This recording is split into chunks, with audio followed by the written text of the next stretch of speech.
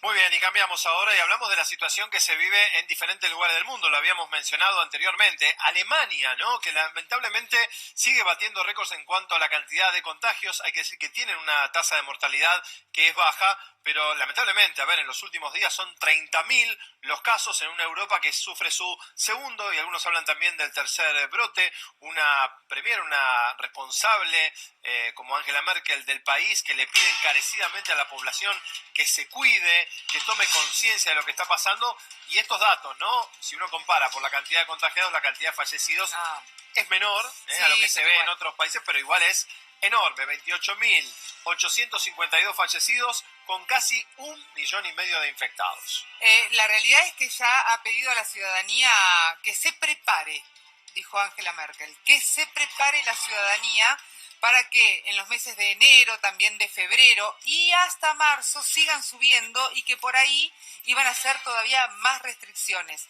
La realidad es que, si te parece, lo charlamos con Néstor Bustamante, que ya está en diálogo con nosotros. Néstor, ¿cómo te va? Buenas tardes, Pablo, Abigail, te saludamos. ¿Cómo andás?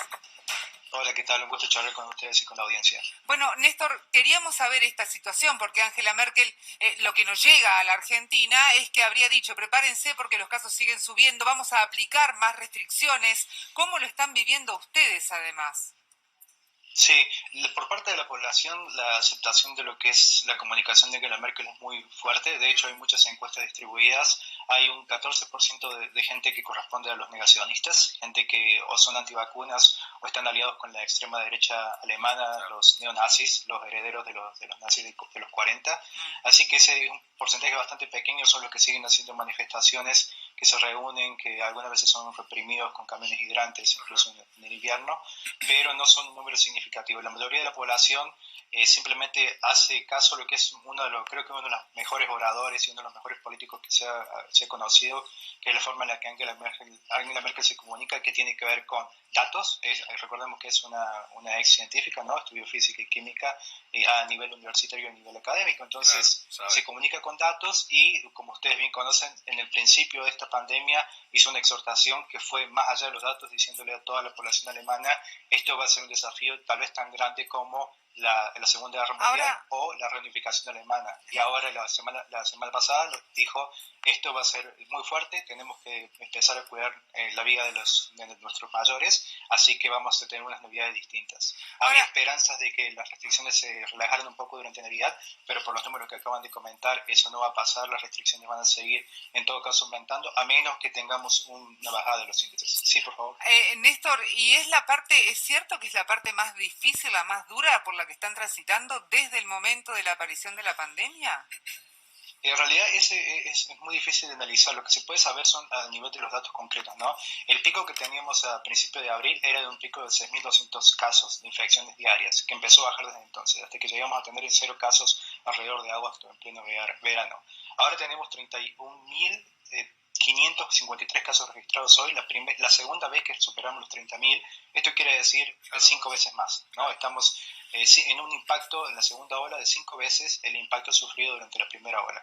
Se programó la primera ola, llegó a un confinamiento estricto de 3 meses, y ahora estamos en un confinamiento light, así le llamó Angela Merkel el gobierno, desde el 2 de noviembre, y un confinamiento estricto desde el miércoles pasado, y que va a seguir hasta el 10 de enero por lo menos. Sí, la incidencia es 5 veces mayor. Si es lo peor de la pandemia, ojalá sea lo peor de la pandemia y empecemos a mejorar las estadísticas desde ahora, pero no podemos asegurarlo en función de que los números siguen incrementándose. Néstor, y con el tema de la vacuna, ¿cómo se están preparando? Porque es también un desafío enorme. ¿Y en qué situación ha quedado Alemania con la compra anticipada de las vacunas y la aplicación?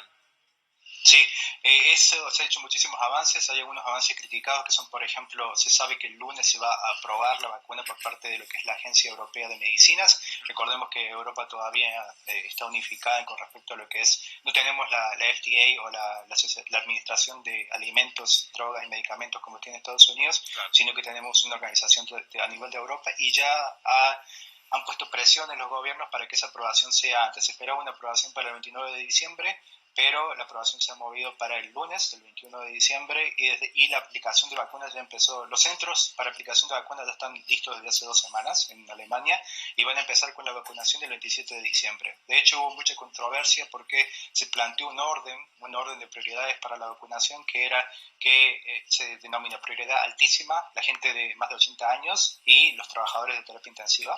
Claro. Después prioridad muy alta, que tiene que ver con las personas de 70 años mayores, no superiores de 80, y los que trabajan en el sector de salud, claro, relacionado con COVID-19.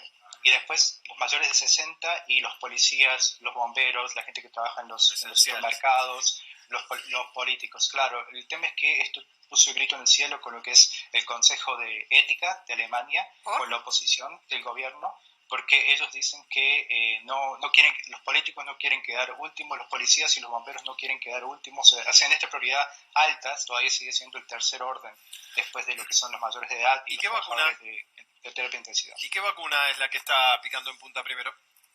Va a ser, me gusta el término, va a ser la BioNTech, que ustedes la conocen por el nombre de Pfizer, pero la vacuna de Pfizer en realidad, gran parte de la tecnología de la vacuna de Pfizer que tomó, por supuesto, crédito a Estados Unidos y Trump, es en realidad tecnología alemana. Claro. Es BioNTech, que es la vacuna. Esa es la que va a estar usando Alemania. De todas maneras, como ustedes bien lo decían... Néstor, ahí te pregunto, ¿no? Perdón que te haga una pequeña pausa, porque es verdad que es una asociación como es americana y alemana. En este caso, ¿se prioriza la distribución a nivel interno? ¿Se garantiza la cantidad de dosis necesarias para la población? Con más dosis, tal vez, ¿no? Claro, o con más dosis, como están haciendo algunos países que ya compran con poderío económico, ¿no? Y que además han financiado, por ejemplo, Estados Unidos, que compran más vacunas de las que necesita como para vacunar 2 veces a la población.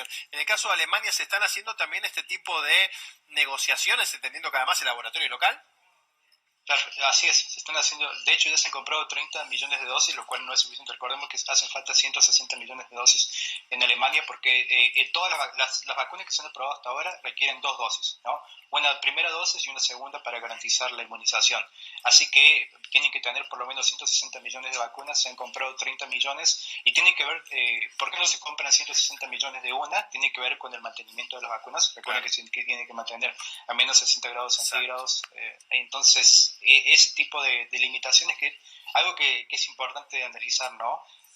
Más allá del cambio climático que está sufriendo la sociedad actual, que es un desafío para toda la humanidad, esta es la primera vez que tenemos registro de un desafío tan grande para toda la humanidad. O sea, cuando tuvimos la peste negra afectó solamente a Europa, cuando han pasado otro tipo de volcanes o que han afectado todo el planeta, nunca ha sido tan global como ha sido el COVID-19. Claro. Así que va a ser un desafío muy grande para toda la humanidad y lo que está pidiendo, incluso también Guterres, que es el director de las Naciones Unidas, estaba pidiendo que no se deje afuera a países de África o países más pobres de Latinoamérica, que no hayan empezado con las gestiones. Argentina, por suerte, ya empezó con sus gestiones fuera de este proceso de vacunación para lograr la inmunización de todo el planeta. Y sí, se han empezado ya las negociaciones, pero también está interviniendo Alemania para poder brindar ayuda a países que no tengan la infraestructura, no solamente a nivel económica para comprar las vacunas, sino también para mantenerlas, ¿no? Hay una de las vacunas que está en fase 2 de aprobación que no requiere tan baja temperatura, que puede ser la opción para países que no tengan esa capacidad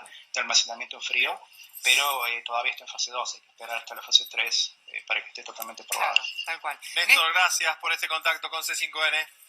Muchas gracias a ustedes, que tengan una buena jornada. Igualmente, hasta luego. Bueno,